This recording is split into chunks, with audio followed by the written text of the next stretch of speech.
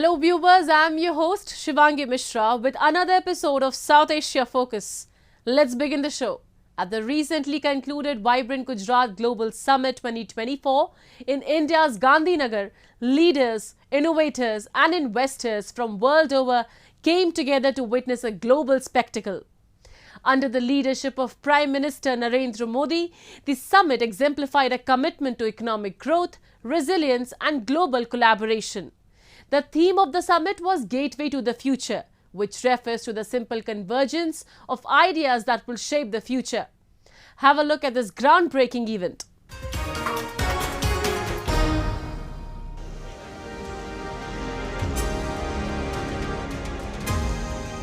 The much anticipated Vibrant Gujarat Global Summit 2024 was recently held in India's Gujarat state with an aim to boost business alliances, forming strategic partnership and to promote sustainable development worldwide.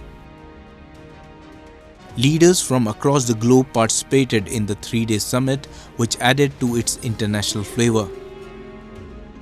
The summit demonstrated a dedication to global cooperation, resilience and economic growth under the leadership of Indian Prime Minister Narendra Modi. It was more than just a meeting, it was a congregation ground for ideas that would shape the future. India's Prime Minister Narendra Modi made a strong pitch to woo global investors to the world's fastest growing economy, saying there are new opportunities across sectors and regions for mutual prosperity. People-centric development. While highlighting that India's economy has shown momentum and resilience despite geopolitical troubles around the world, PM Modi invited investors to be a part of its growth journey in the future. The world looks at India as an important pillar of stability, a friend who can be trusted, a partner who believes in people-centric development, a voice that believes in global good, a voice of the global south, an engine of growth in the global economy, a technology hub for finding solutions, a powerhouse of talented youth, and a democracy that delivers.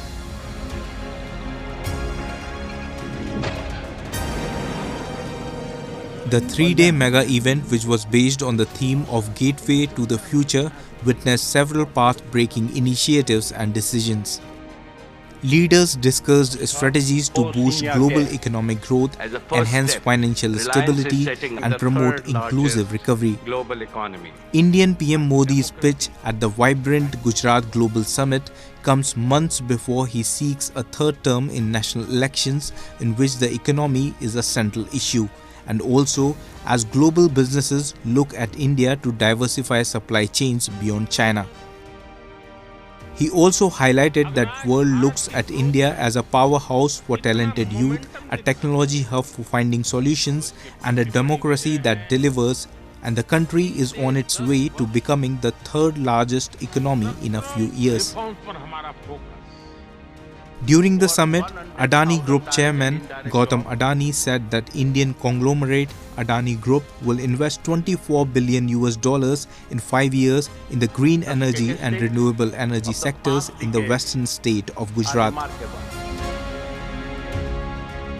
Over the next 5 years, the Adani Group will invest over rupees 2 lakhs crore in Gujarat, thereby creating over 100,000 direct and indirect jobs.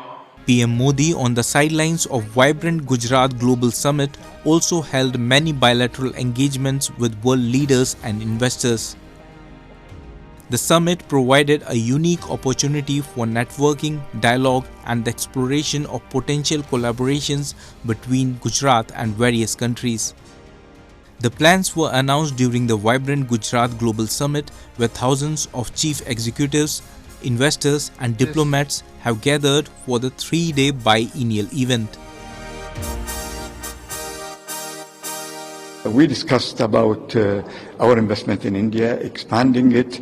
We are acquiring industrial lands. We are going to put manufacturing ourselves. We will invest in manufacturing in various areas in India. We are actually going to move some of the high-tech industry somewhere where we have today to India, because India has better facilities.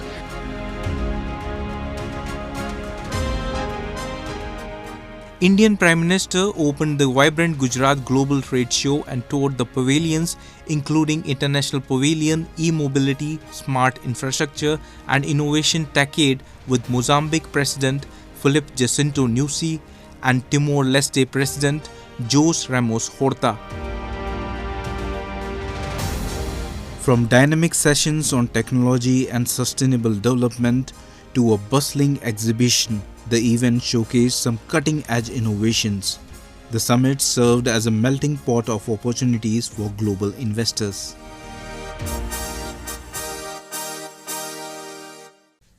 After overwhelming victory in general elections, Sheikh Hasina is extending her rule in Bangladesh. However, the country's main opposition party, BNP, chose to boycott the election. Therefore, political analysts believe that Hasina is going to face mounting challenges at home and abroad. How she handles them will be decisive not just for Bangladesh but for South Asia. Take a look.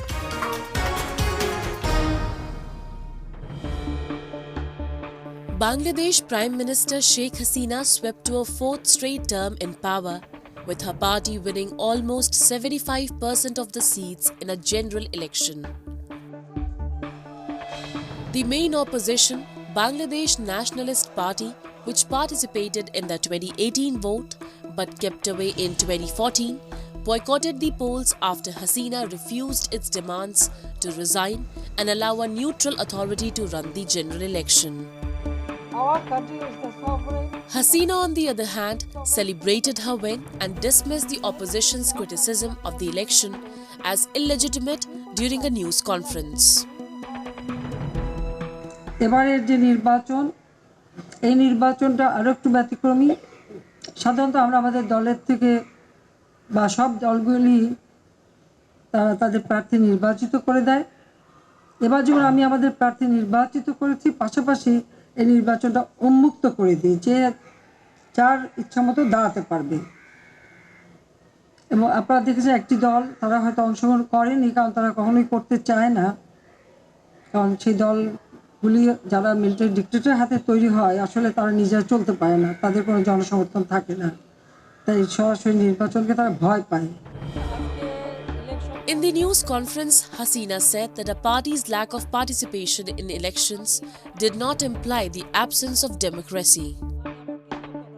Playing down the boycott, Hasina referred to BNP as a terrorist party.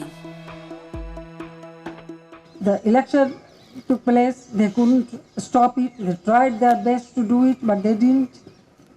So how do you define that? You never mention about that, how many people they killed till now. It is not only this year, 2013, 2014, 2015, they did the same thing. More than 3,000 people burned down, 500 were killed, and still people are suffering in the hospital. So how do you define that they are a democratic party? They are a terrorist party. It is terrorist activities. Hasina said that her aim for the next 5 years was to boost the economy. However, political and economic experts in Bangladesh believe that Sheikh Hasina has to face tougher and more uncertain new term. Dr. Debapriya Bhattacharya, Dhaka-based economist and public policy analyst, spoke about the main challenges Hasina faces in her new term.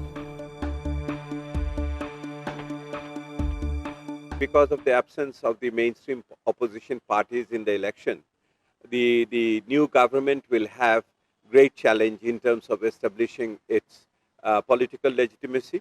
And in the eyes of the civil society, I think it will also be questioned in terms of its moral legitimacy. So from that point of view, we haven't had an election, and we will see for quite some time the debates around the election, how it has happened. what had been the actual voter turnout rate, to what extent there had been false voting or rigging. Amid geopolitical slugfest, India is closely monitoring the events unfolding in Bangladesh. However, for India, Sheikh Hasina has proved to be a reliable ally, as under Hasina's leadership, New Delhi's security establishment has received cooperation from Bangladeshi agencies. The two nations have maintained steady diplomatic relations over the years. India's link with Bangladesh are civilization, cultural, social and economic.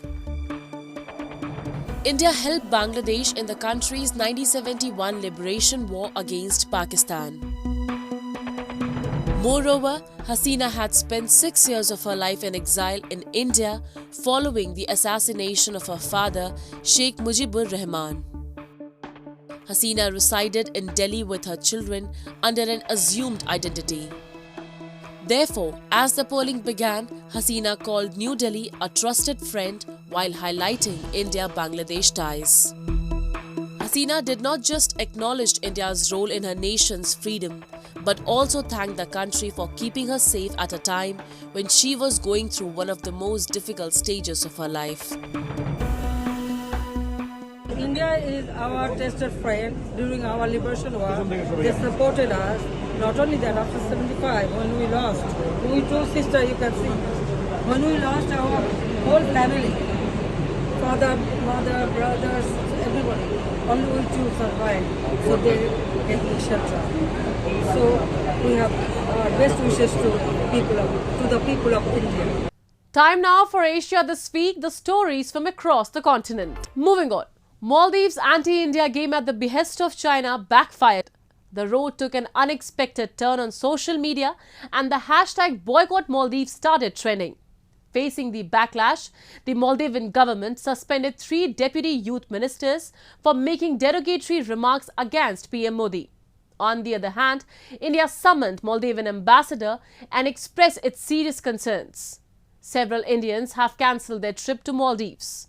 Moreover, Maldivian president is now compelled to beg China for tourist boosts amid a spate of cancellation of reservations by Indian tourists. A report.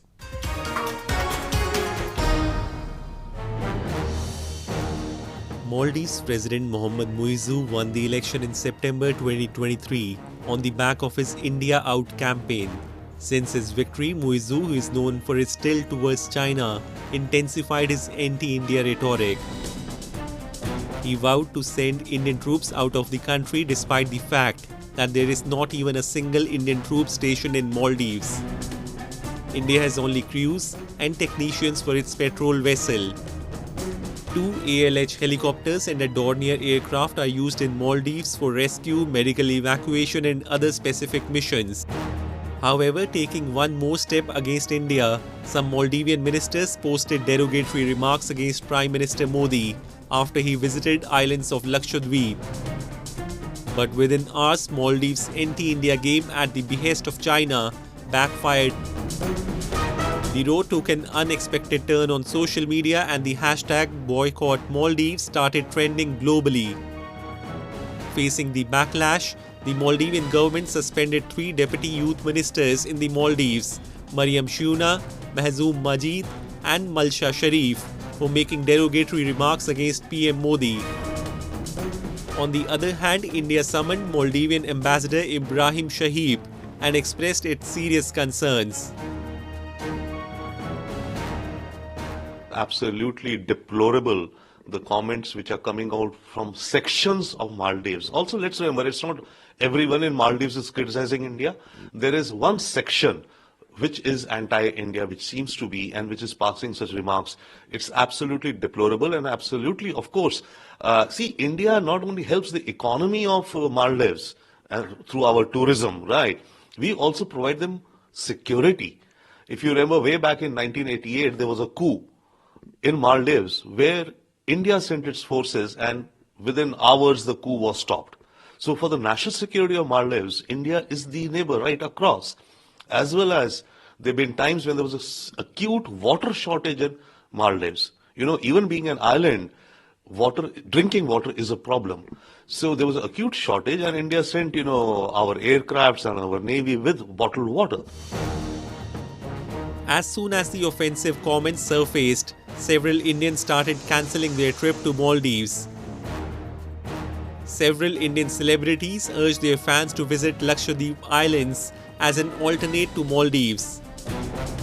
Amid the row, the Indian online travel company Ease My Trip also decided to cancel all Maldives flight bookings.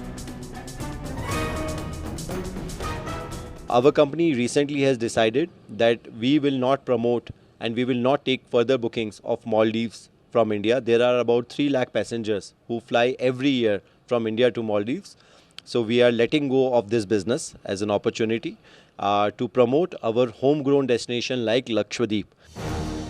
Tourism is the largest foreign exchange earner for the Maldives, with India and Russia sending the most visitors, around 209,000 each last year. According to data released by the Maldives Tourism Ministry, India remained the largest tourist market for the country in 2023. Hence, facing the backlash following diplomatic row, Maldives' top tourism body condemned the comments made by the ministers and appealed to Ease My Trip to reopen flight bookings. Moreover, Maldivian president was compelled to beg China for tourist boost amid a spate of cancellation of reservations by Indian tourists. The president's appeal came at a time when Israel pitched for promoting tourism in Lakshadweep, endorsing calls for exploring Indian islands amid the row. Geopolitical experts believe that the Maldives cannot afford to distance India. Former sports minister of the Maldives, Ahmed Mahlouf, has already expressed concern over the row, saying that Indians boycotting the Maldives will hit the country hard. Some Maldivian ministers have also called for no confidence motion against the government for making anti-India comments. However, the new president of Maldives has declared that China remains one of the closest allies and development partners of Maldives. Maldives and China signed 20 agreements after Muizu-Shi meet amid diplomatic row with India. With an aim to demolish India's influence, China eyes closer ties with the Maldives. The strategically placed Maldives with a host of islands is significant for expanding Beijing's influence in the Indian Ocean region. The protest against Pakistan's atrocities on Baloch people has reached the White House. Members of the Balochistan diaspora recently staged protests outside the White House against Pakistan. Moreover, the activists from Baloch, Sindhi and Pashtun community in Canada and Germany also participated in demonstration to express their solidarity with thousands of protesters who are raising their voices in Pakistan against the extrajudicial killings and enforced disappearances. Our report.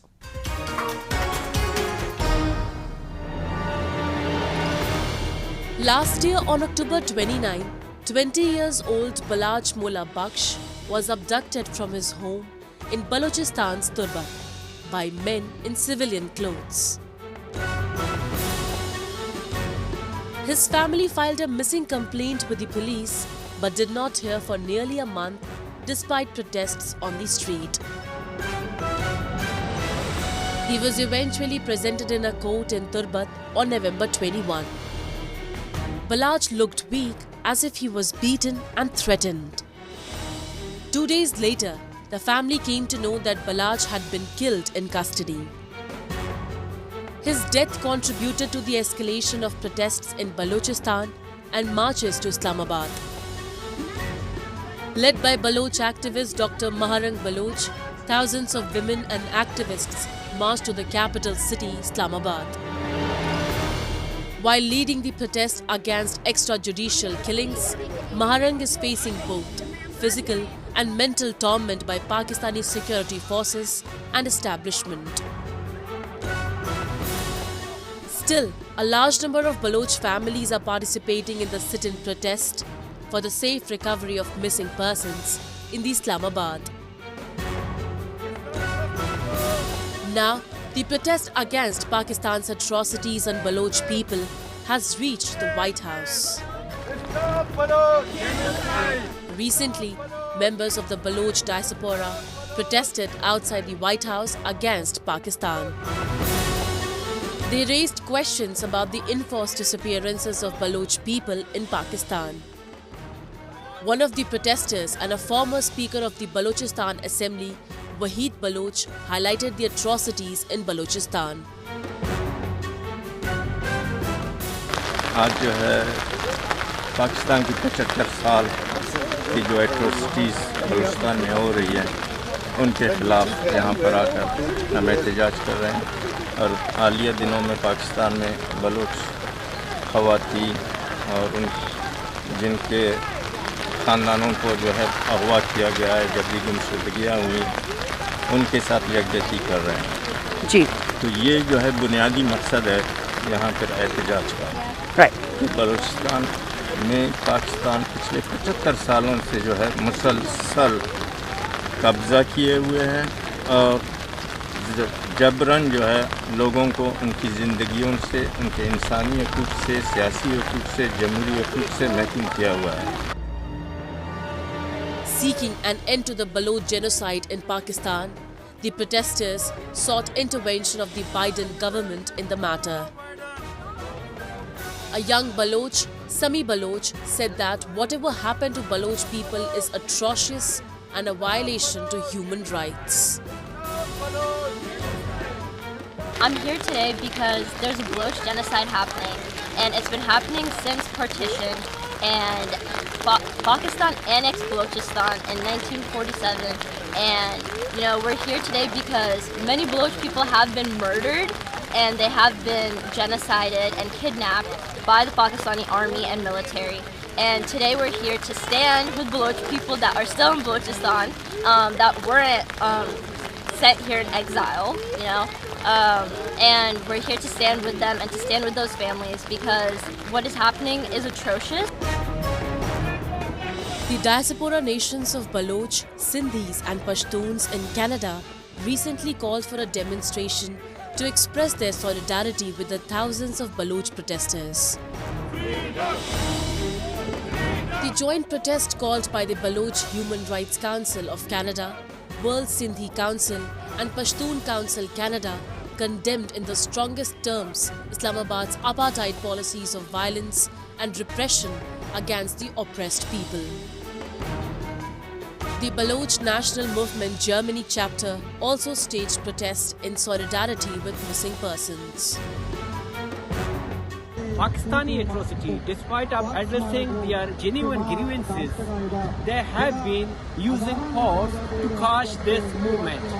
And today we are here to express our solidarity with them, and our purpose is here to tell the world that there is a systematic genocide going on in Balochistan committed by the Pakistani security forces. But the entire world is unknown to this grave humanitarian crisis in Balochistan, and it is our responsibility to tell the world, and it is the responsibility of the civilized world to take initiative to stop this humanitarian crisis in Balochistan. Thousands of Baloch people have been abducted in Pakistan. This includes women and innocent children. A number of Baloch activists have accused China in the past for increased violence in the region. They say Pakistan Army is just paving way for the China-Pakistan economic corridor, which the Baloch have opposed vehemently. Pakistan has taken billions of dollars in loans from Beijing and is obliged to do what the latter demands.